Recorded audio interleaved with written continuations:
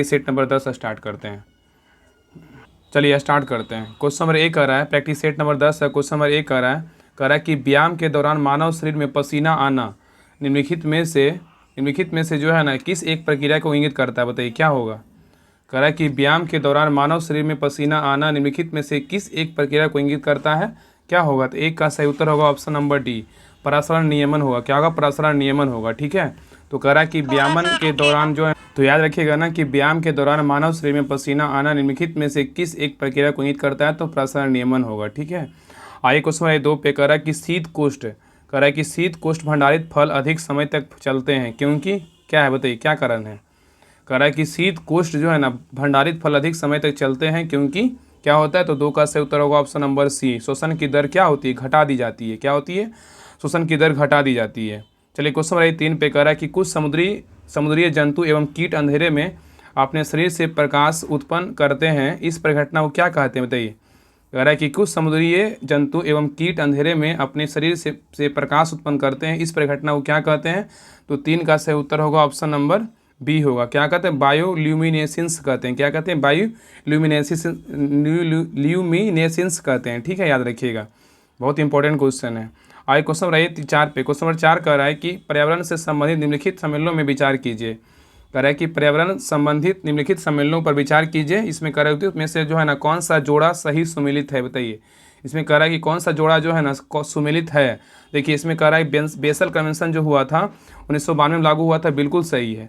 और Rotterdam convention जो लागू हुआ था 1 फरवरी 2004 में लागू हुआ था, बिल्कुल सही है। ठीक है, और स्टॉकहोम कन्वेंशन बोलेगा तो मई 2004 में लागू हुआ था, ये भी क्या है, बिल्कुल सही। तो तीनों कथन क्या है, बिल्कुल सही है। तो इसका राइट आंसर क्या होगा, ऑप्शन नंबर डी, सभी कथन क्या है, तो बिल्कुल सही है। ठीक है, तो बेसल कन्वेंशन बोलेगा तो वर्ष 1992 में, रोटरडम कन्वेंशन बोलेगा तो वर्ष 2004 में लागू हुआ था, और स्टॉकहोम सम्मेलन बोलेगा तो 2004 में ये भी लागू हुआ था। ठीक है, मई 2004 में, 1 फरवरी 2004 में रोटरडम हुआ था।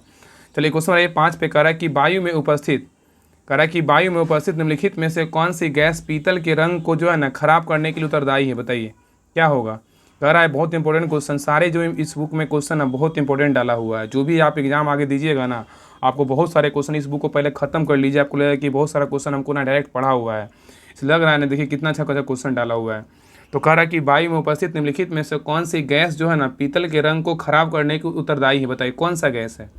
तो 5 का जो सही उत्तर होगा option number C, hydrogen sulphide है। क्या है, हाइड्रोजन सल्फाइड है, याद रखिएगा। ठीक है, चलिए आगे क्वेश्चन नंबर 6 पे कह रहा है कि निम्नलिखित में से कौन सा तत्व परमाणु ईंधन की श्रेणी में ना नहीं आता है, बताइए क्या होगा।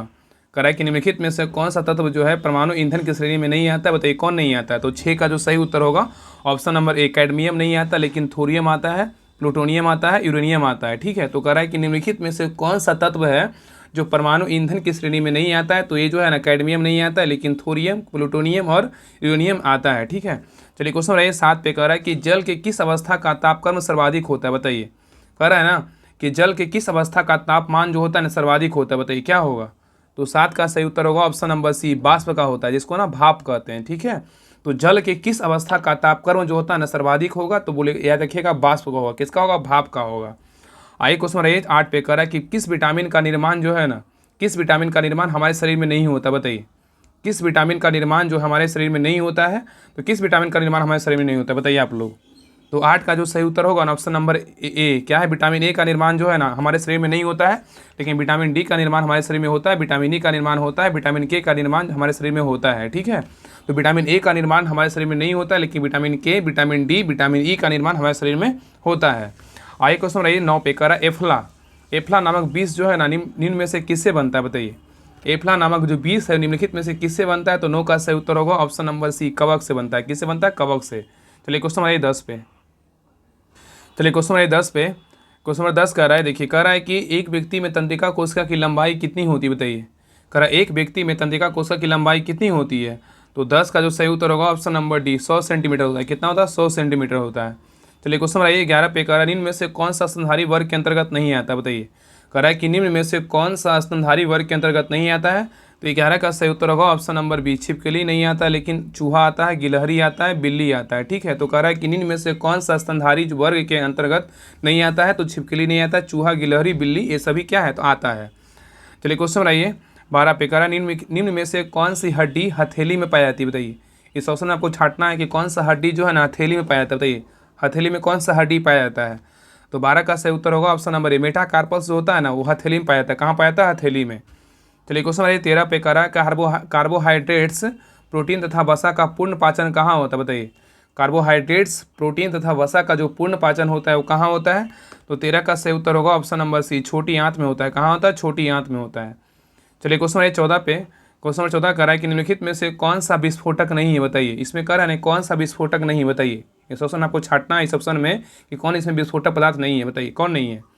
14 का सही उत्तर क्या होगा? ऑप्शन नंबर डी, नाइट्रोक्लोरोफॉर्म जो है ना विस्फोटक पदार्थ नहीं है ये जो है, लेकिन ट्राई नाइट्रोटाइलिन ये है विस्फोटक पदार्थ, डाई नाइट्रोग्लिसरीन है, और साइक्लोट्राइमेथिलीन, ट्राई नाइट्रोमीन, ये सब क्या है? तो विस्फोटक पदार्थ। लेकिन ट्राई नाइट्रोक्लोरोफॉर्म क्या है? इसका राइट आंसर क्या होगा? ऑप्शन नंबर डी होगा। चलिए क्वेश्चन नंबर 15 पे कह रहा है निम्न में से कौन सा कोशिका का निर्जीव भाग है, बताइए। कह रहा है कि निम्नलिखित में से जो है ना कौन सा कोशिका का निर्जीव भाग है, बताइए क्या होगा। तो 15 का सही उत्तर होगा ऑप्शन नंबर ए, कोशिका भित्ति क्या है? तो कोशिका का निर्जीव भाग होता है। चलिए क्वेश्चन नंबर 16 पे कह रहा है कि भारतीय गणतंत्रों ने निम्नलिखित में से कौन सा प्रतीक मौर्य राजवंश से अपनाया है, बताइए। कह रहा है कि भारतीय गणतंत्रों ने निम्नलिखित में से कौन सा प्रतीक मौर्य राजवंश से अपनाया है। तो 16 का सही उत्तर होगा ऑप्शन नंबर डी, सारनाथ की लाट। क्या है? सारनाथ की लाट है, याद रखिएगा, ठीक है। तो कह रहा है कि भारतीय गणतंत्रों ने निम्नलिखित में से कौन सा प्रतीक मौर्य राजवंश से अपनाया है। तो सारनाथ की लाट है, ठीक है। चलिए क्वेश्चन नंबर 17 पे कह रहा है कि निम्नलिखित शासकों में से किसने उच्चाधिकारियों को भरण पोषण के लिए भूमि अनुदान में दिया, बताइए। कह रहा है कि निम्नलिखित शासकों में से किसने उच्चाधिकारियों को भरण पोषण के लिए भूमि अनुदान में दिया। तो 17 का सही उत्तर होगा ऑप्शन नंबर डी, क्या है? हर्षवर्धन दिया था। कौन दिया था? हर्षवर्धन। चलिए क्वेश्चन नंबर 18 पे कह रहा है कि मौर्य काल में जो है ना प्रचलित विनिमय माध्यम कौन सा है, बताइए। कह रहा है कि मौर्य काल में प्रचलित जो है विनिमय माध्यम कौन सा था, बताइए कौन सा था। तो 18 का सही उत्तर होगा ऑप्शन नंबर डी, पन था। क्या था? पन था। नेक्स्ट क्वेश्चन 19 पे कह रहा है कि अरब यात्री जो है ना अल मसूदी ने किस शासक के शासनकाल में भारत की यात्रा की थी, बताइए। कह रहा है अरब यात्री अल मसूदी ने किस शासक के शासनकाल में भारत की यात्रा की थी, बताइए कौन सा अथी था, शासनकाल था, बताइए किसका था। तो 19 का जो सही उत्तर होगा ऑप्शन नंबर डी होगा। क्या होगा? किसका? महिपाल प्रथम का था, ठीक है। तो कह रहा अरब यात्री अल मसूदी जो था किस शासक के शासनकाल में भारत की यात्रा की थी। तो महिपाल प्रथम। क्या होगा? महिपाल प्रथम। चलिए क्वेश्चन नंबर 20 पे कह रहा है कि पालों और प्रतिहारों के प्रशासन के संदर्भ में उपारिका शब्द का तो है क्या तात्पर्य, बताइए। कह रहा है कि पालों और प्रतिहारों के प्रशासन के संदर्भ में उपारिका शब्द का क्या तात्पर्य है। तो 20 का सही उत्तर होगा ऑप्शन नंबर डी, क्या है? तो भुक्ति या प्रांत का प्रमुख। क्या है? भुक्ति या प्रांत का प्रमुख है, ठीक है, याद रखिएगा। चलिए क्वेश्चन नंबर 21 पे कह रहा है कि निम्नलिखित में से कौन सा राज्य जो है ना कन्नौज के लिए हुए त्रिपक्षीय संघर्ष में शामिल था, बताइए। कह रहा है निम्नलिखित में से कौन सा राज्य जो है कन्नौज के लिए हुए त्रिपक्षीय संघर्ष में शामिल थे। तो 21 का जो सही उत्तर होगा ऑप्शन नंबर, यहाँ पे कह रहा है नीचे देख कूट में सही उत्तर चुनिए, हमें कौन कौन था। देखिए इसका जो सही उत्तर होगा ऑप्शन नंबर क्या होगा? 21 का सी होगा। 2, 3, 4 था, पाल भी था, और क्या था? राष्ट्रकूट था, और क्या था? प्रतिहार था। लेकिन चोल और पांडव क्या था? नहीं था, ठीक है, ये दोनों नहीं था। तो कह रहा है निम्नलिखित में से कौन से राज्य कन्नौज के लिए हुए त्रिपक्षीय संघर्ष में शामिल थे। तो इसका जो सही उत्तर होगा ऑप्शन नंबर क्या होगा? तो सी होगा, पाल था, और राष्ट्रकूट था, और प्रतिहार था। चलिए आइए क्वेश्चन नंबर 22 पे कह रहा है कि निम्नलिखित घटनाओं पर विचार कीजिए। इसमें घटना को मतलब सजाना है, क्रम के अनुसार जो है ना बैठाना है, कौन सा घटना कब हुआ था, ठीक है। देखिए पहले कुतुब मीनार का निर्माण कब हुआ था, बताइए, याद रखिएगा ना। कुतुब मीनार का निर्माण जो है ना ये 1200 ईस्वी में मतलब जो है कुतुबुद्दीन ऐबक ने शुरू किया था, ठीक है। कुतुब मीनार का निर्माण जो है 1200 ईस्वी में कुतुबुद्दीन ऐबक ने शुरू किया था। अगर यहाँ पे बात करें फिरोज शाह तुगलक का मृत्यु कब हुआ था, तो फिरोज शाह तुगलक का जो मृत्यु हुआ था ना ये हुआ था 1388 में हुआ था। कब हुआ था? 1388 ईस्वी में मृत्यु हुआ था फिरोज शाह तुगलक का, याद रखिएगा, ठीक है। और यहाँ पे बात करें भारत में पुर्तगालियों का आगमन कब हुआ था, तो भारत में पुर्तगालियों का जो आगमन हुआ था ना ये 1798 में हुआ था। क्या? 1798 में हुआ था, 1798 में, याद रखिएगा। और कृष्णदेवराय का शासनकाल कितना से कितना था, तो इनका शासनकाल जो था ना ये 1509 से 1529 तक 1529 तक था, 1509 से 1529 तक था। अब देखिए बैठा लीजिए कौन कौन होगा। इसका सही उत्तर क्या होगा? 1, 2, 3, 4 क्या होगा? इसका राइट आंसर क्या होगा? इसका राइट ऑप्शन नंबर 1, 2, 3, 4 होगा, ठीक है, याद रखिएगा। आइए क्वेश्चन नंबर 23 पे देखिए, कह रहा है कि मध्यकालीन भारत के दौरान फनम शब्द का उल्लेख जो है ना किया गया था, कौन सा, बताइए। कह रहा है कि मध्यकालीन भारत के दौरान फनम शब्द का उल्लेख किया गया था, क्या था, बताइए। तो 23 का जो सही उत्तर होगा ऑप्शन नंबर डी, सिक्के था। क्या था? सिक्के था। आगे क्वेश्चन नंबर 24 पे कह रहा है कि लॉर्ड मेयो, कह रहा है कि लॉर्ड मेयो के बारे में निम्नलिखित में कथनों पर विचार कीजिए। इसमें कह रहा है कि कौन सा कथन जो है ना सही है। लॉर्ड मेयो के बारे में जो है कह रहा है कि कौन सा कथन जो है ना इसमें सही है, इसमें बताना है कि कौन सा कथन सही है। देखिए लॉर्ड मेयो जो था ना भारत के 5वें वायसराय था, क्या है बिल्कुल क्या है गलत है। ठीक है, ये 5वें वायसराय था, ये बिल्कुल गलत है। आगे देखिए कह रहा है कि भारत में प्रथम जनगणना लॉर्ड मेयो के शासनकाल में हुआ था, बिल्कुल क्या है सही है। और इसकी इनकी मृत्यु जो है लॉर्ड मेयो का जो मृत्यु हुआ था 8 फरवरी 1872 को पोर्ट ब्लेयर में हुई थी और इन्हें डबलिन में दफनाया गया था, ये भी क्या है बिल्कुल सही है।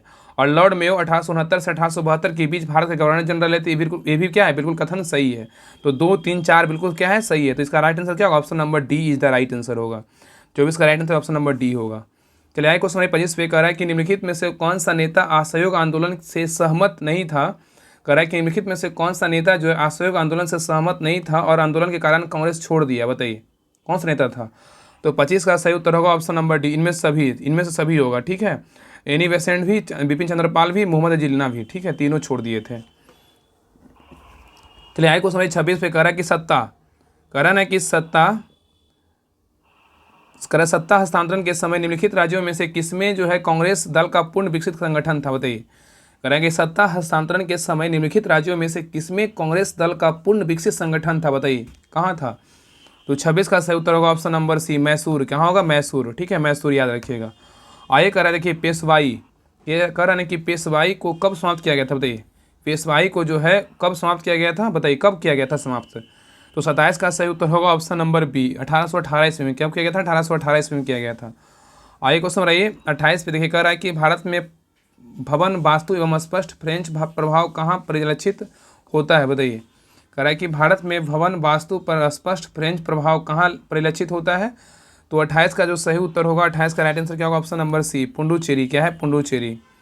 चलिए नेक्स्ट क्वेश्चन नंबर है 29 पे।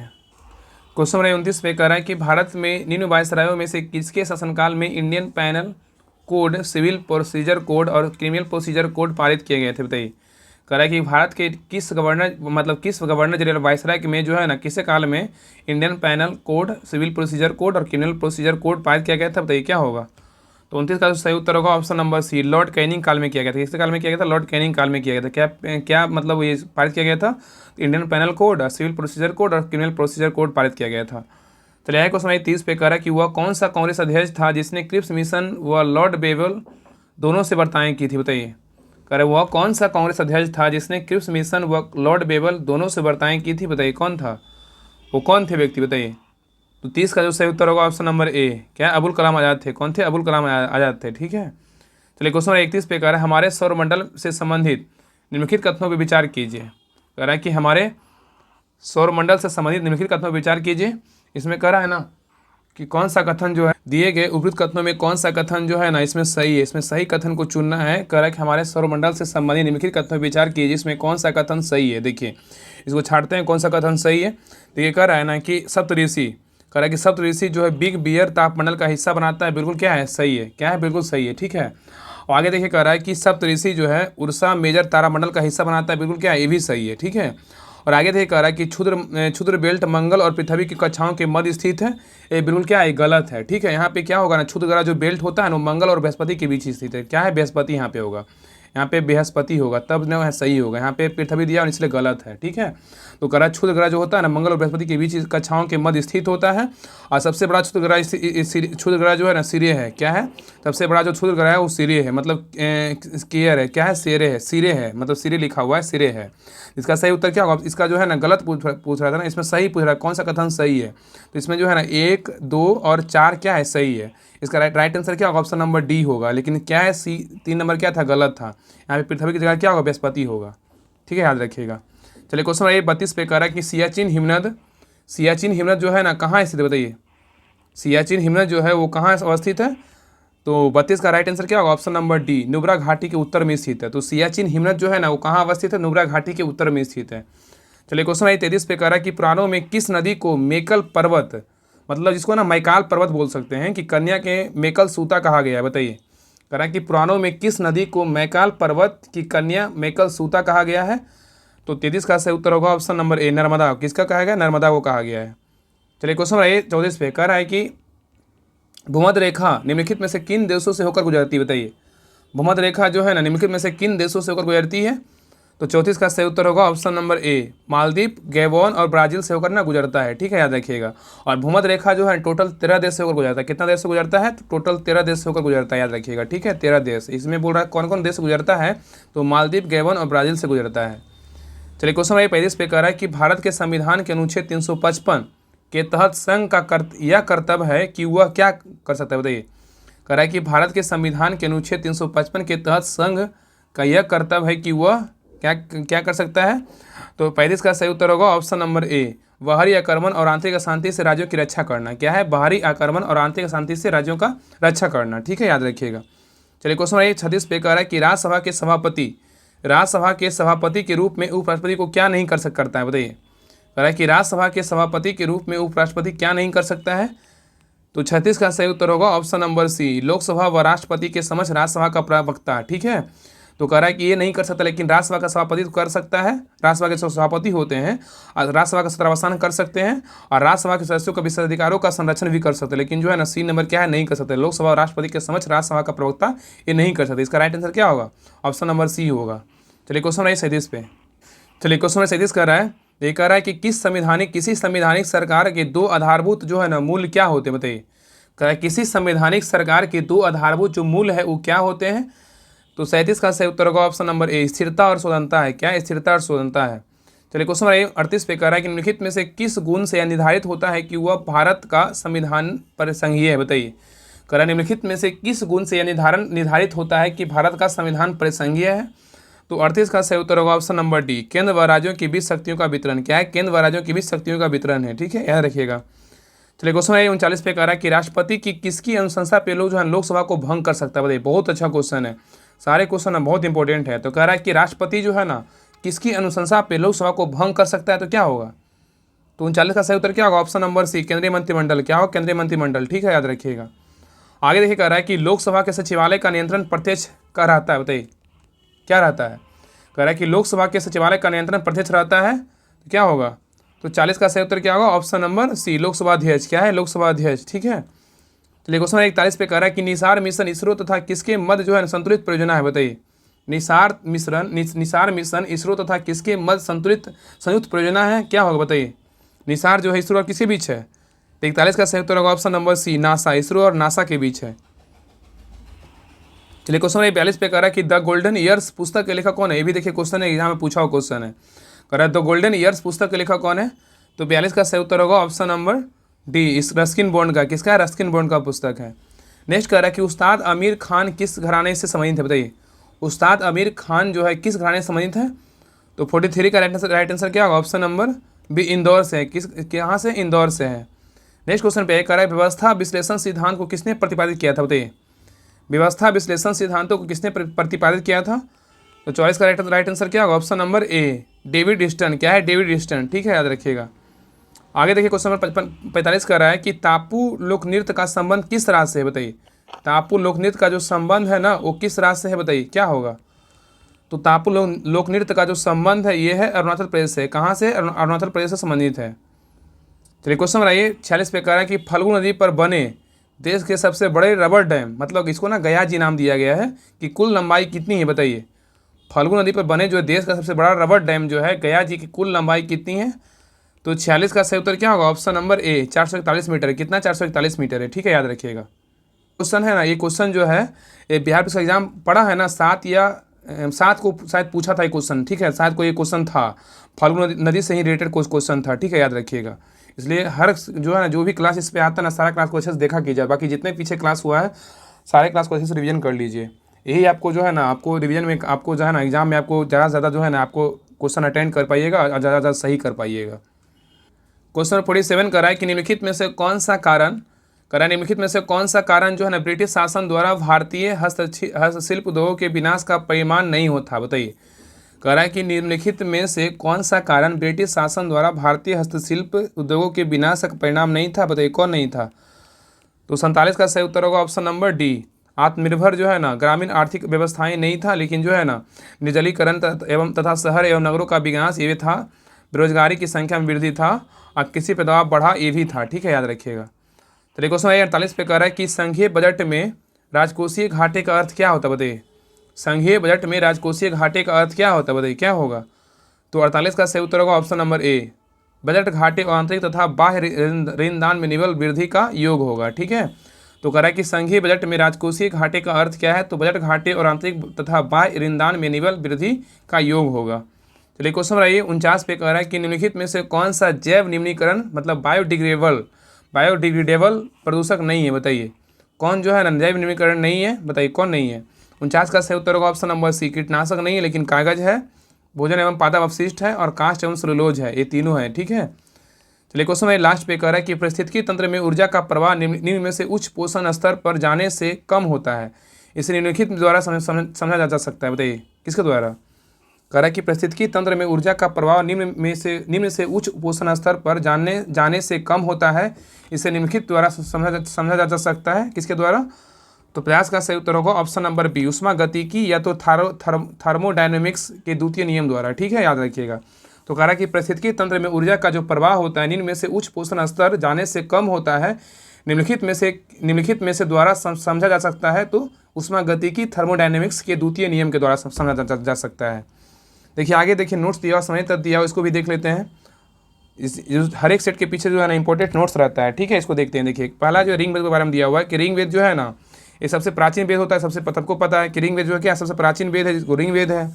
और रिंग वेद को जो है ना वेद के ऋचाओं को पढ़ने वाले को ना होत्री कहते हैं, बिल्कुल क्या है। तो ये भी ना क्वेश्चन पूछेगा कि रिंग वेद में ऋचाओं के पढ़ने वाले क्या कहते हैं, तो होत्री कहते हैं। ठीक याद रखिएगा। आगे कह रहा है कि रिंग वेद के तीसरे मंडल में किसका उल्लेख है, तो गायत्री मंत्र का उल्लेख है। क्वेश्चन पूछेगा कि रिंग वेद के तीसरे मंडल में किसका उल्लेख है, तो गायत्री मंत्र का उल्लेख है।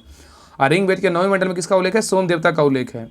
आगे देखिए कह रहा है कि रिंग वेद के 10वें मंडल में जो है ना 4 वर्ण ब्राह्मण, क्षत्रिय, वैश्य और शूद्र का उल्लेख किया गया है। ठीक है, तो रिंग वेद के 10वें मंडल में 4 वर्ण ब्राह्मण, क्षत्रिय, वैश्य, शूद्र का उल्लेख किया गया है। और रिंग वेद में इंद्र के लिए 250 और अग्नि के लिए 200 ऋचाओं का रचना की गई है। तो रिंग वेद में जो है ना 250 एवं अग्नि के लिए 200 ऋचाओं का वर्णन किया गया है। और आगे देखिए याद रखिएगा गोत्र शब्द का सर्वप्रथम उल्लेख मतलब रिंग वेद में किया गया है। ठीक है, रिंग वेद में क्वेश्चन पूछा है गोत्र शब्द का जो सर्वप्रथम उल्लेख है वो किस वेद में किया गया, तो रिंग वेद में। और रिंग वेद में गाय के लिए जो है अघन्य शब्द का प्रयोग किया गया। क्वेश्चन पूछेगा कि गाय के लिए अघन्य शब्द का प्रयोग किस वेद में किया गया है, तो रिंग वेद में किया गया है। तो ये था इंपॉर्टेंट नोट्स था।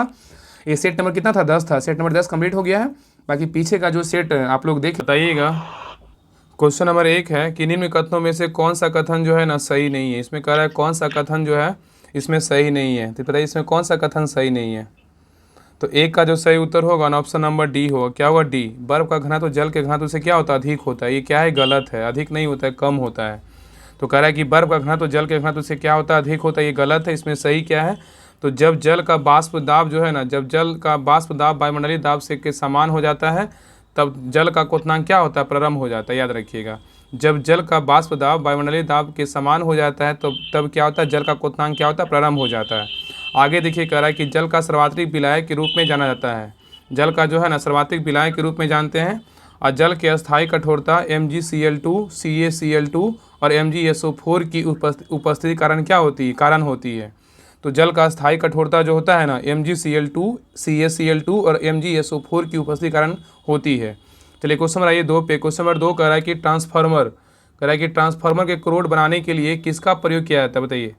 ट्रांसफार्मर का अगर कोड बनाना है तो किसका प्रयोग करेंगे, तो 2 का सही उत्तर क्या होगा, ऑप्शन नंबर डी, नर्म लोहा का प्रयोग करेंगे। ठीक है, ये सबसे चलता फिरता क्वेश्चन है।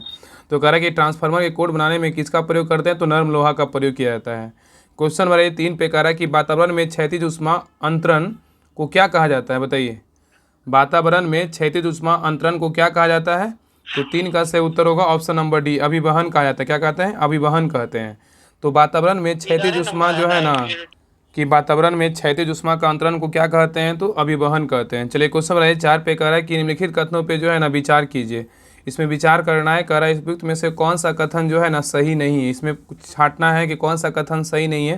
देखिए इसमें क्या कह रहा है ना कि समुद्र में बायोमास का पिरामिड समानता उल्टा होता है। क्या है, उल्टा होता है, नहीं क्या है, तो ये ना गलत है। क्या है, तो गलत है। क्या है, सही नहीं, मतलब सही नहीं है ना, मतलब ये क्या है, तो याद रखिएगा ना कि समुद्र में बायोमास का पिरामिड समानता क्या होता है, उल्टा होता है। क्या है, गलत है। उल्टा नहीं, सीधा होता है। ठीक है, आगे देखिए कह रहा है एक ही प्रजाति के एक ही समय में एक ही परिस्थितिकी तंत्र में एक ही से अधिक कोशिका स्तर पर रह सकती है। क्या, ये भी गलत है।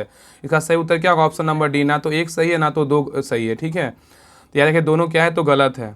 आगे चलिए क्वेश्चन नंबर 5 पे कह रहा है कि निम्न में से किस अवस्था में जल की गतिशीलता न्यूनतम होगी, बताइए किस अवस्था में होगा जल की गतिशीलता। बर्फ की अवस्था। तो 5 का सही बर्फ की उत्तर होगा अवस्था ऑप्शन नंबर ए, बर्फ की अवस्था में। क्या होगा, बर्फ की अवस्था में। तो कह रहा है कि निम्न में से किस अवस्था में जल की गतिशीलता न्यूनतम होगी, तो बर्फ की अवस्था में क्या होगा, तो जल की गतिशीलता क्या होगी, तो न्यूनतम होगी। न्यूनतम नेक्स्ट क्वेश्चन पे आइए, कह रहा है कोलेस्ट्रम में कौन सा इम्यूनोग्लोबिन प्रचुर मात्रा में होता है, बताइए। कह रहा है कि कोलेस्ट्रम में कौन सा इम्यूनोग्लोबिन प्रचुर मात्रा में होता है, तो कौन सा होता है। तो 6 का सही उत्तर होगा ऑप्शन नंबर डी, IgA। क्या है, IgA है। चलिए क्वेश्चन नंबर 7 पे कह रहा है कि पाचन के संबंध में निम्न में से कौन सा क्रम जो है ना सही है। पाचन के संबंध में निम्न में से कौन सा क्रम जो है ना क्रम के अनुसार दिया हुआ है, इसमें क्रम में करना है, सही करना है कि कौन सा क्रम में सही दिया हुआ है। तो 7 का सही उत्तर क्या होगा, ऑप्शन नंबर ए होगा। मुख गहिका, ग्रासिका, उसके बाद क्या आमाशय, उसके बाद क्षुद्रांत्र, उसके बाद बृहदांत्र होगा। बहुत इंपॉर्टेंट क्वेश्चन है। तो पहले जो है ना मुख गुहिका होगा, उसके बाद ग्रासिका, उसके बाद आमाशय, उसके बाद क्षुद्रांत्र, उसके बाद क्या होगा, बृहदांत्र होगा। इसका राइट आंसर क्या होगा, ऑप्शन नंबर ए होगा। चलिए क्वेश्चन नंबर 8 पे कह रहा है कोशिका का बाह्यतम आवरण। कह रहा है कोशिका का बाह्यतम आवरण कौन सा है जो कोशिका के अवयवों को उसके बाह्य वातावरण से क्या करता है, अलग करता है, बताइए कौन है। प्लाज्मा तो झिल्ली। 8 का सही उत्तर होगा ऑप्शन नंबर ए, प्लाज्मा झिल्ली है। क्या है, प्लाज्मा झिल्ली। तो कह रहा है कोशिका का वह बाह्यतम आवरण कौन सा है जो कोशिका के अवयवों को उसके बाह्यतम वातावरण से क्या करता है, अलग करता है, वो कौन सा है, तो प्लाज्मा झिल्ली है। कोशिका का वह बाह्यतम आवरण कौन सा है जो कोशिका के अवयवों को उसके बाह्य वातावरण से अलग करता है, तो प्लाज्मा झिल्ली है। चलिए क्वेश्चन नंबर 9 पे कह रहा है कि निम्नलिखित में से किस संघ के सदस्य मुक्त जीवन जीने वाले विशिष्ट समुद्री जीव होते हैं, बताइए। कह रहा है कि निम्नलिखित में से किस संघ के सदस्य जो है ना मुक्त जीवन जीने वाले विशिष्ट समुद्री जीव होते हैं। तो 9 का सही उत्तर क्या होगा, ऑप्शन नंबर बी, इकानोडर्मेटा है। क्या है, इकानोडर्मेटा है। चलिए क्वेश्चन नंबर 10 पे कह रहा है कि लैंगिक प्रजननशील प्राणियों में समान गुण के वंशाणुओं के कितने प्रतिरूप मौजूद होते हैं। कह रहा है कि लैंगिक प्रजननशील प्राणियों में समान गुण के वंशाणुओं के कितने प्रतिरूप मौजूद होते हैं। इसका सही उत्तर क्या होगा, ऑप्शन नंबर ए, 2 होते हैं। कितने होते हैं, 2 प्रतिरूप क्या होते हैं, मौजूद होते हैं। नेक्स्ट क्वेश्चन पे आइए, कह रहा है किस प्रकार के अंगों की बुनियादी संरचना एवं उत्पत्ति समान होती है परंतु उसके कार्य क्या होते हैं, भिन्न होते हैं। क्वेश्चन में कह रहा है ना कि किस प्रकार के अंगों की बुनियादी संरचना एवं उत्पत्ति समान होती है परंतु उनके कार्य क्या होते हैं, भिन्न होते हैं, वो कौन सा है। तो 11 का सही उत्तर क्या होगा, ऑप्शन नंबर बी, समजात। क्या है, तो समजात। याद रखिएगा कि किस प्रकार के अंगों को बुनियादी संरचना एवं उत्पत्ति समान होती है परंतु उनके कार्य भिन्न होते हैं, वो कौन सा है, तो समजात है। नेक्स्ट कह रहा है कि किस संघ के सभी जंतु खारे जल में पाए जाते हैं। बोल रहा है किस संघ के सभी जंतु जो है ना खारे जल में पाए जाते हैं, वो कौन सा संघ के जंतु है, बताइए। तो 12 का सही उत्तर होगा ऑप्शन नंबर ए, संघपोरीफेरा है। क्या है, संघपोरीफेरा। तो संघपोरीफेरा का जो जंतु है ना वो खारे जल में क्या होते हैं, पाए जाते हैं। संघपोरीफेरा के सभी जंतु जो है खारे जल में पाए जाते हैं। चलिए क्वेश्चन नंबर 13 पे कह रहा है कि निम्नलिखित कोशिका अंगकों में से कौन सा पादप कोशिका में पाया जाता है परंतु जंतु कोशिका में नहीं पाया जाता है। क्वेश्चन में कह रहा है कि निम्नलिखित कोशिका अंगकों में से कौन पादप कोशिका में पाया जाता है परंतु जंतु कोशिका में नहीं पाया जाता है, तो कौन नहीं पाया जाता है। तो 13 का सही उत्तर होगा ऑप्शन नंबर ए, हरित लवक जो है ना ये जंतु कोशिका में नहीं पाया जाता, लेकिन जो है ना पादप कोशिका में पाया जाता है। लेकिन सूत्रकणिका और राइबोसोम अंतर प्रदीप जलिका ये क्या है, तो पादप कोशिका में पाया जाता है। ठीक है। तो कह रहा है निम्नलिखित में से कोशिका अंगों में कौन सा पादप कोशिका में जो है ना पाया जाता है परंतु जंतु कोशिका में नहीं पाया जाता। लेकिन ये जो है ना हरित लवक क्या होता है, पादप कोशिका में पाया जाता है लेकिन जंतु कोशिका में नहीं पाया जाता है। लेकिन सूत्रकणिका राइबोसोम अंतःपदवी जलिका जो है ये दोनों में पाया जाता है, याद रखिएगा। चलिए क्वेश्चन नंबर 14 पे कह रहा है कि निम्नलिखित में से प्रोटोजोआ नहीं है, इसमें कौन प्रोटोजोआ नहीं है, बताइए। तो 14 का सही उत्तर होगा ऑप्शन नंबर सी, ल्यूकोसोलिन जो है ना ये प्रोटोजोआ नहीं है। लेकिन अमीबा क्या है, प्रोटोजोआ है। यूग्लिना क्या है, प्रोटोजोआ है। पैरामीशियम क्या है, तो प्रोटोजोआ है। इस क्वेश्चन में पूछा है कि निम्नलिखित में से प्रोटोजोआ नहीं है, तो ल्यूकोसोलिन जो है ना प्रोटोजोआ नहीं है, लेकिन अमीबा, यूग्लिना और पैरामीशियम क्या है, तो प्रोटोजोआ है। चलिए क्वेश्चन नंबर 15 पे कह रहा है कि निम्नलिखित में से कौन सा एक यकृत का कार्य नहीं करता है। कह रहा है ना कि निम्नलिखित में से किसका काम जो है यकृत का कार्य नहीं है, मतलब बताइए कौन सा कार्य यकृत का कार्य नहीं है, तो क्या होगा। तो 15 का सही उत्तर होगा ऑप्शन नंबर डी, अजीर्ण आहार से खाद और जल के अधिक का अवशोषण। ये क्या है, यकृत का कार्य नहीं है। लेकिन यकृत का कार्य क्या क्या है, तो ग्लूकोज का ग्लाइकोजन में रूपांतरण करना है, क्या है, यकृत का काम है। और नेक्स्ट है यूरिया का उत्पादन, क्या है, यकृत का काम है। और दवाओं और विषाक्त पदार्थों का विनिमय क्या है, तो यकृत का काम है। ठीक है। तो यकृत का काम क्या क्या है? तो ग्लूकोजन का ग्लाइकोजन में रूपांतरण करना यकृत का काम है, यूरिया का उत्पादन करना यकृत का कार्य है, और दवाओं और विषाक्त पदार्थों का विनिमय करना यकृत का काम है, और अजीर्ण आहार से खाद्य और जल के अधिक का अवशोषण करना यकृत का काम जो है ना नहीं है। चलिए क्वेश्चन नंबर 16 पे कर अमोघ वर्ष किस वंश से संबंधित था? बताइए अमोघ जो वर्ष है ना वो किस वंश से संबंधित था? तो 16 का सही उत्तर होगा ऑप्शन नंबर बी, राष्ट्रकूट वंश से था। किस वंश से था? राष्ट्रकूट वंश से था। नेक्स्ट क्वेश्चन में 17 पे ये कह रहा है कि भारत में किसके शासनकाल में सबसे पहले राजनीतिक एकता पाई गई थी? बताइए कह रहा है ना कि भारत में किसके शासनकाल में सबसे पहले राजनीतिक एकता पाई गई थी? तो 17 का सही उत्तर होगा क्या? ऑप्शन नंबर डी है। क्या है? मौर्य वंश है। क्या है? तो मौर्य वंश है। तो कह रहा है कि भारत में किसके शासनकाल में सबसे पहले राजनीतिक एकता पाई गई थी? तो मौर्य वंश के काल में पाया गया था। मौर्य वंश में।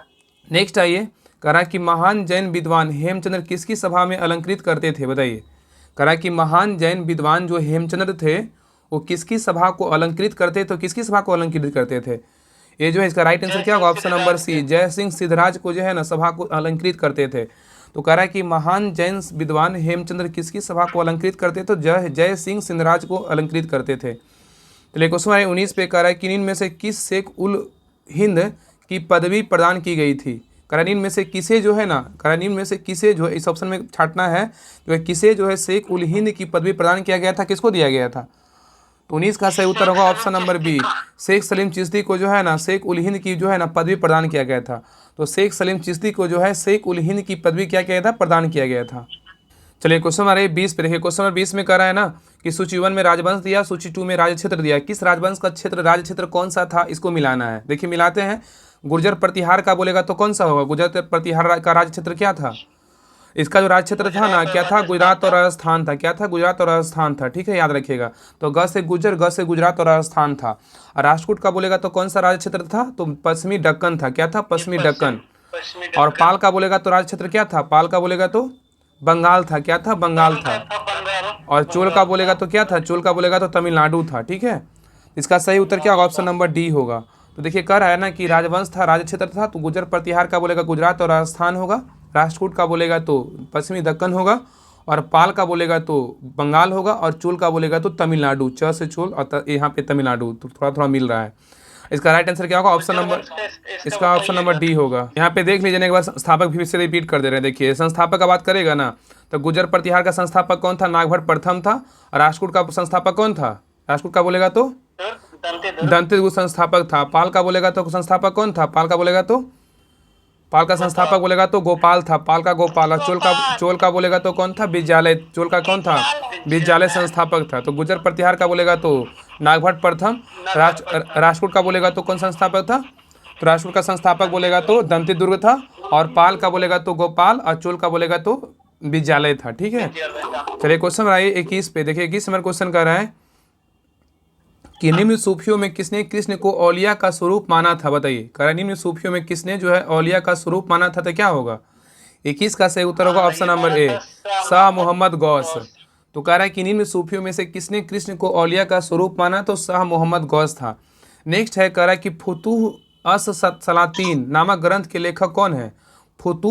फुतूह अल सलातीन नामक ग्रंथ के लेखक कौन है? इसके लेखक कौन है? अब्दुल मालिक इस्लामी। कौन है? अब्दुल मालिक इस्लामी है। नेक्स्ट क्वेश्चन नंबर 23 कह रहा है उदयगिरी गुफा लेख में किस गुप्त शासक के विजयों का उल्लेख किया गया है? बताइए उदयगिरी गुफा लेख में किस गुप्त शासक के विजयों का उल्लेख किया गया है? तो 23 का सही उत्तर होगा ऑप्शन नंबर सी, चंद्रगुप्त द्वितीय का किया गया है। तो उदयगिरी गुफा लेख में किस गुप्त शासक का विजयों का उल्लेख किया गया? चंद्रगुप्त द्वितीय का उल्लेख किया गया है।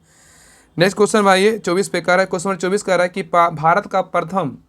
भारत का प्रथम महिला विश्वविद्यालय है कौन सा है? बताइए भारत का प्रथम महिला विश्वविद्यालय का बात करें तो 24 का सही उत्तर होगा ऑप्शन नंबर डी, SNDT महिला विश्वविद्यालय। क्या SNDT महिला विश्वविद्यालय होगा? तो कह रहा है ना कि भारत का प्रथम महिला विश्वविद्यालय कौन सा था? तो याद रखिएगा ना कि भारत का प्रथम महिला विश्वविद्यालय बोलेगा तो कौन था? SNDT महिला विश्वविद्यालय था। चलिए क्वेश्चन नंबर 25 पे बोल रहा है कि 1930 में जो है ना डैश की गिरफ्तारी के कारण लोगों ने पेशावर की सड़कों पर प्रदर्शन करना अपना गुस्सा व्यक्त किया था। बताइए कौन थे वो? 1930 में डैश की गिरफ्तारी, किसका गिरफ्तारी के कारण जो है ना लोगों ने पेशावर की सड़कों पर प्रदर्शन करना अपना गुस्सा व्यक्त किया था? तो 25 का सही उत्तर क्या होगा? हाँ, तो 25 का राइट आंसर होगा option number A, Abdul Ghaffar Khan. क्या होगा? अब्दुल गफ्फार खान। चलिए क्वेश्चन नंबर 26 पे करा 1916 में महात्मा गांधी ने किसे प्रेरित करने के लिए बिहार के चंपारण की यात्रा की थी, बताइए क्या होगा। है ना कि 1916 में महात्मा गांधी ने किसे प्रेरित करने के लिए बिहार के चंपारण की यात्रा की थी, तो 26 का सही उत्तर क्या होगा, ऑप्शन नंबर डी, किसानों का। क्या है, किसानों की। तो 1916 में महात्मा गांधी ने किसे प्रेरित करने के लिए बिहार के चंपारण की यात्रा की थी, तो किसानों का। चलिए क्वेश्चन नंबर 27 पे करा 1857 के विद्रोह के प्रमुख कारणों में शामिल नहीं है, कौन कारण जो है 1857 के विद्रोह में शामिल नहीं है, बताइए कौन सा कारण नहीं है।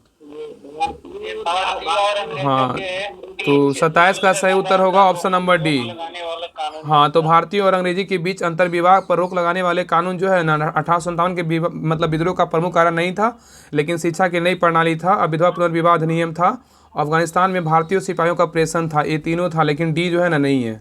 चलिए क्वेश्चन नंबर 28 पे। क्वेश्चन नंबर 28 कर रहा है कि निम्नलिखित में से कौन सा सिफारिश साइमन कमीशन की नहीं है, बताइए। इसमें कौन सा सिफारिश जो है ना साइमन कमीशन का नहीं है, बताइए कौन सा नहीं है। तो 28 का सही उत्तर क्या होगा, ऑप्शन नंबर डी, सांप्रदायिक निर्वाचन क्षेत्र को रद्द करना है जो है ना, ये साइमन कमीशन का जो है ना सिफारिश नहीं था। लेकिन साइमन सिफारिश का कारण क्या क्या था, तो जो है ना इस सिफारिश क्या क्या था, तो द्वैध शासन का उन्मूलन करना, ये साइमन कमीशन का सिफारिश था। और प्रांतों में जिम्मेदार सरकार का विस्तार करना, ये साइमन कमीशन का सिफारिश था। और ब्रिटिश भारत और रियासतों का संघ की स्थापना करना क्या था, ये साइमन कमीशन का सिफारिश था। तो कौन कौन था, तो ABC दैव शासन का उन्मूलन, और प्रांतों में जिम्मेदार सरकार का विस्तार, और ब्रिटिश भारत और रियासतों के संघ की स्थापना, ये सब किसका था, साइमन कमीशन का सिफारिश था। चलिए क्वेश्चन नंबर 29 पे करा किस व्यक्ति ने सर्वप्रथम इस तथ्य को पहचाना कि निम्न वर्ग, मध्यम वर्ग, किसान, मजदूर, दस्तकार राष्ट्रीय आंदोलन में महत्वपूर्ण भूमिका निभा सकते हैं, बताइए कौन था वो, कौन सा तथ्य था। बाल गंगाधर तिलक। हाँ, तो 29 का सही उत्तर क्या होगा, ऑप्शन नंबर डी, बाल गंगाधर तिलक थे। ठीक है, तो कह रहा है कि किस व्यक्ति ने सर्वप्रथम इस तथ्य को पहचाना, मतलब कौन सा व्यक्ति थे जो पहचाने कि निम्न वर्ग मतलब मध्यम वर्ग, किसान, मजदूर और दस्तकार राष्ट्रीय आंदोलन में महत्वपूर्ण भूमिका निभा सकते थे, तो बाल गंगाधर तिलक जो है निभा सकते थे। ठीक है, चलिए क्वेश्चन आइए 30 पे कह रहा है गांधी जी के अनुसार जो है ना क्या था, बताइए गांधी जी के अनुसार क्या था, बताइए क्या होगा। सांध और क्या है, साधन परस्पर संबंधित है। ठीक है, तो गांधी जी के अनुसार जो है ना साध और साधन परस्पर क्या है, संबंधित है। चलिए क्वेश्चन आइए 31 पे। क्वेश्चन 31 कह रहा है कि लक्षद्वीप, कह रहा है कि लक्षद्वीप समूह के बारे में निम्नलिखित कथनों पर विचार कीजिए। इसमें कह रहा है कि उपयुक्त में से कौन सा कथन जो है लक्षद्वीप के बारे में सही है, बताइए कौन कौन कथन पढ़िए और बताइए कौन कौन कथन सही है, तो क्या होगा। द्वीपों का यह छोटा सा मूंगा द्वीप से बना हुआ। तो 31 का जो सही उत्तर होगा ना ऑप्शन नंबर बी, 1 और 2 क्या है, तो सही 31 का ऑप्शन नंबर बी होगा। देखिए द्वीपों का यह समूह छोटे मूंगों द्वीपों से बना है, बिल्कुल क्या है, ये सही है, बिल्कुल क्या है, तो सही है। द्वीपों का यह समूह छोटे मूंगों से द्वीपों से बना है, बिल्कुल सही है। और पहले इन्हें लोकाडीव, मिनिकॉय और अमित द्वीप के नाम से जाना जाता है, ये भी क्या है, तो सही है। ये दोनों कथन क्या है, सही है। लेकिन तमिलनाडु के कोरोमंडल तट के निकल द्वीप समूह है, ये भी क्या है, गलत है। इसका राइट आंसर क्या, 1 और 2 क्या है, सही है। ठीक है, चलिए क्वेश्चन नंबर 32 पे कह रहा है कि श्रीहरिकोटा द्वीप बंगाल की खाड़ी को पृथक करता है, बताइए किस झील से, क्या होगा। तो 32 का सही उत्तर होगा ऑप्शन नंबर ए, पुलिकट झील से। क्या होगा, पुलिकट झील से। तो कह रहा है कि श्रीहरिकोटा द्वीप बंगाल की खाड़ी को पृथक करता है, तो पुलिकट झील से पृथक करता है। नेक्स्ट क्वेश्चन पे ये कह रहा है कि बीतू, लेबू एवं बानुआ लेबू द्वीप है, बताइए क्या है। बीती, लेबू एवं बानुआ लेबू द्वीप क्या है, मतलब किसका है, बताइए किस देश का है। तो 33 का सही उत्तर होगा ऑप्शन नंबर डी, फिजी का है। फिजी की राजधानी कहाँ है, तो सूबा है। कहाँ है, सूबा। चलिए क्वेश्चन नंबर 34 पे कह रहा है कि भारत के पूर्वोत्तर राज्यों की सीमा कुल कितने देशों से मिलती है, बताइए। भारत के पूर्वोत्तर राज्यों की सीमा जो है कुल कितने देशों से मिलती है, तो क्या होगा। तो 34 का सही उत्तर होगा ऑप्शन नंबर सी, 5 देशों से मिलती है। कितने देशों से, 5 देशों से मिलती है। तो भारत के पूर्वोत्तर राज्यों की सीमा कुल कितने देशों से मिलती है, तो 5 देशों से मिलती है। चलिए क्वेश्चन नंबर 35 पे कह रहा है कि राष्ट्रपति द्वारा नियुक्त अंतर्राज्यीय परिषद का प्रमुख कार्य क्या है। कह रहा है कि राष्ट्रपति द्वारा नियुक्त अंतर्राज्यीय परिषद का जो है ना प्रमुख कार्य क्या है।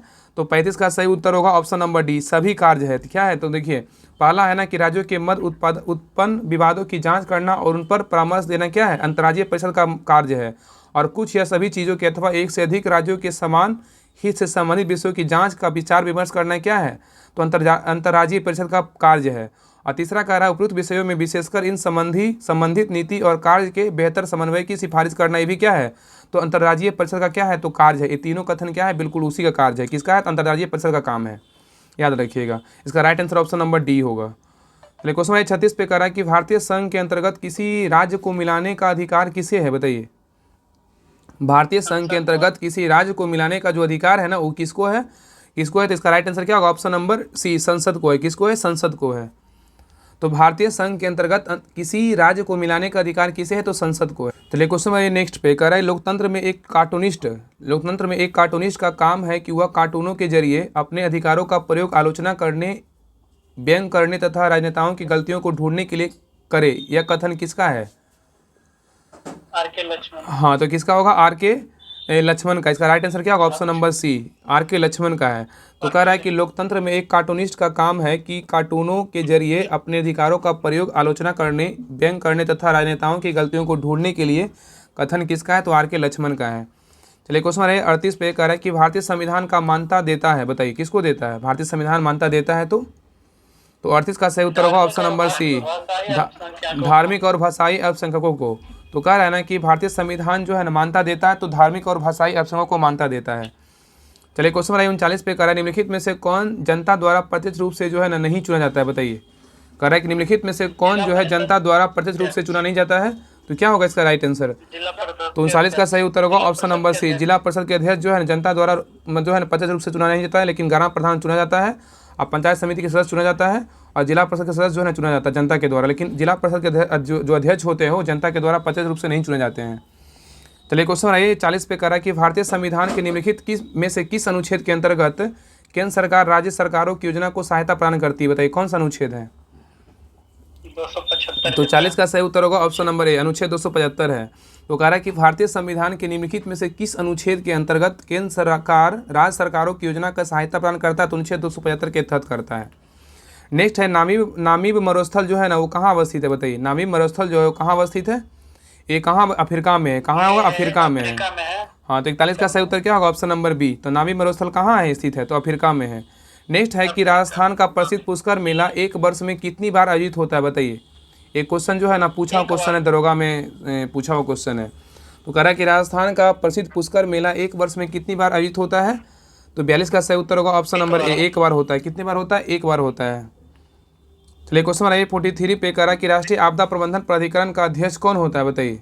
राष्ट्रीय आपदा प्रबंधन प्राधिकरण का जो अध्यक्ष होता है वो कौन होता है? तो क्या होगा? 43 का राइट आंसर होगा ऑप्शन नंबर ए, प्रधानमंत्री होते हैं। कौन होते हैं? प्रधानमंत्री होते हैं। चलिए क्वेश्चन नंबर 44 पे कह रहा है इनमें से कौन सा संयुक्त जो है ना सतत विकास लक्ष्य जिम्मेदारी पूर्ण खपत और उत्पादन से संबंधित है? बताइए क्या होगा?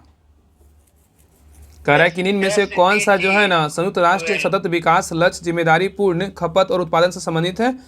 तो 44 का सही उत्तर होगा ऑप्शन नंबर ए, SDG 12 है। क्या है? SDG 12 है।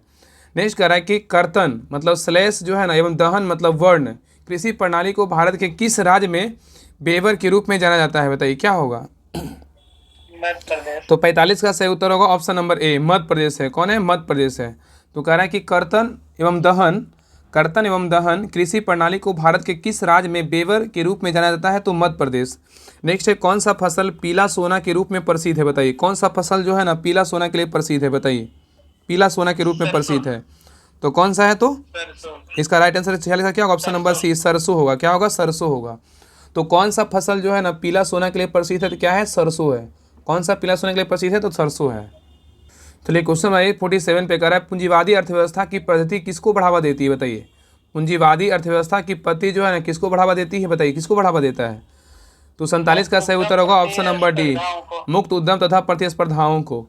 तो कह रहा है कि पूंजीवादी जो अर्थव्यवस्था है कि पद्धति किसको बढ़ावा देती है? तो मुक्त उद्यम तथा प्रतिस्पर्धा को। चलिए क्वेश्चन नंबर 48 पे कहा जाता है, कह रहा है कि कहा जाता है अच्छा बैंकर वह है जो बंधक और डैश के बीच अंतर जानता है। कह रहा है ना इकोनॉमिक्स का क्वेश्चन, बहुत अच्छा क्वेश्चन। कह रहा है कि कहा जाता है अच्छा बैंकर वह है जो बंधक और डैश के बीच अंतर जानता है। बताइए क्या होगा?